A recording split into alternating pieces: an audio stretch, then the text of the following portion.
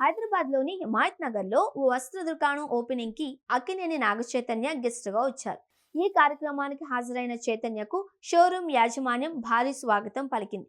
కారులో హిమాయత్ నగర్ చౌరస్తా నుంచి షోరూం వరకు నాగచైతన్యను డప్పు చప్పుళ్లతో ర్యాలీగా తీసుకొచ్చారు.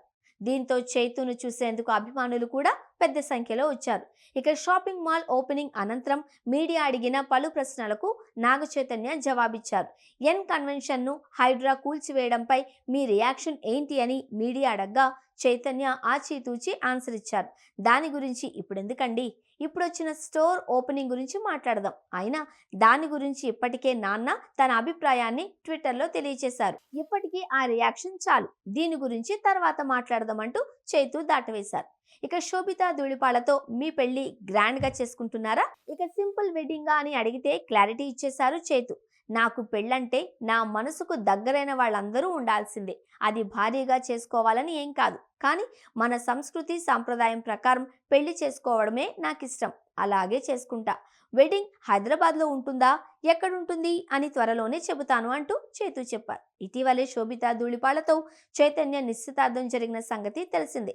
సమంతతో విడాకులు తీసుకున్న తరువాత చైతన్య శోభితతో రిలేషన్షిప్లో ఉన్నట్లు చాలాళ్లుగా వార్తలొచ్చాయి. ఇద్దరూ కలిసి పలుమార్లు వెకేషన్కి కూడా వెళ్లిన ఫోటోలు సోషల్ మీడియాలో వైరల్ అయ్యాయి.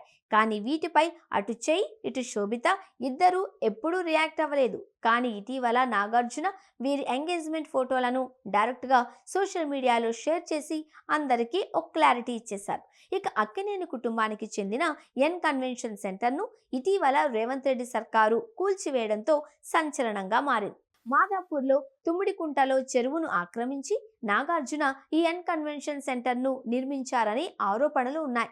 చెరువు ఎఫ్టీఎల్ పరిధిలో కన్వెన్షన్ నిర్మించారు అని ఫిర్యాదులు కూడా వచ్చాయి. దీంతో 2024 ఆగస్టు 24న హైడ్రా ఎన్ కన్వెన్షన్ సెంటర్ కొన్ని నిర్మాణాలను కూల్చివేసింది. అయితే దీనిపై వెంటనే హైకోర్టుకు వెళ్లి నాగార్జున స్టే తెచ్చుకున్నారు.